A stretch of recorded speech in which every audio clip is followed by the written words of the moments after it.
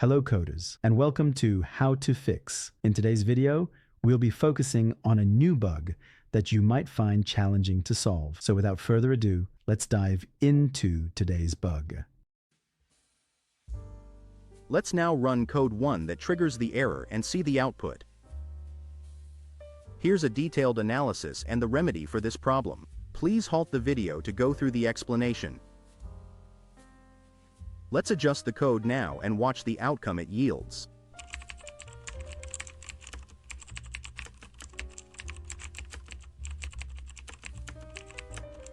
And bingo!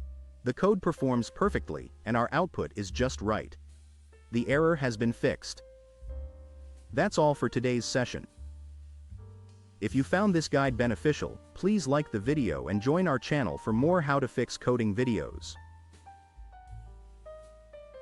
Always stay eager, continue your learning journey, and enjoy your coding experience.